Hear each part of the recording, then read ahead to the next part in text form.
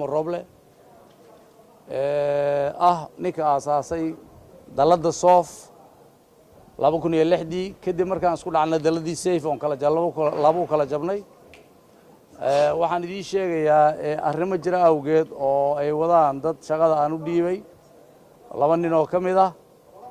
inay tageen idaacadaha qaarkood dadkana maran habaabiyeen iyagoo dhahayo gudoomiye xilka waa ka qaadnay gudoomiyaha xilka waxa loogu magacaabaa shir Congress oo dhaco laba qof iyo saddex qof kama qaadi karto dalada waxbarashada Soof oo aan gudoomiye ahay anigoo ah Cabduqaadir Cumar Roble wararkaas la sheegay waxba kama jiraan maanta oo ay taariikhdu tahay 30kii bisha 6aad 2018kana shahaado ka soo baxdo daladaas oo aan gadaal kaga saxiinayn shaabad ay ku qoran tahay waxa hubiyay oo xaqiijiyay gudoomiyaha dalada waxba kama jiraan waxaan u sheegaynaa marka baad waxbarashada jaamacadaha ummadda Soomaaliya jaamacadaha private-ka iyo kuwa dawladda waxaan u sheegaynaa maxaan ku yiraahdaa daladaha kale waxbarashada waxaan u sheegaynaa wasaaradda shaqadii shaqaalaha waxaan u sheegaynaa maxaan ku yiraahdaa hay'adda shaqorida rayidka ah in shahaado kasta oo ka soo baxdo daladaas laga bilaabo maanta oo ay taariikhdu tahay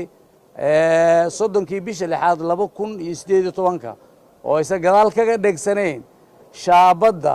iyo saxiixa gudoomiyaha daladu oo ay ku qorneen checked and verified by the chairperson of Soof Education Umbrella inay tahay invalid waxba ka jirin saadaraadad wararka meelaha la faafinayo waxba kama jiraan waxaan u sheegayaa shirka lagu dooranayo gudoomiyaha waa la dooran karaa xilkana waa laga qaadi karaa waa laakiin waa inuu noqdo shir Congress ah oo ay ka soo wada qayb galaan General Assembly laba qof iyo qof xil loo dhiibtay gudoomiye xilka ma qaadi karaan waxaan mar kale aan ku dejinayaa ardayda Soomaaliyeed meel kasii joogaan iyo maamulayaashii macallimiinta in daladu sideedii u dhisan tahay gudoomiyaha waxbarashada uu yahay Cabduqaadir Cumar Roble Rigey oo ah gudoomiyaha sharciga ah oo daladaas wax ka aasaasay haddana gudoomiye ka wixii dhinac marsan waxaan leeyahay waxba kama jiraan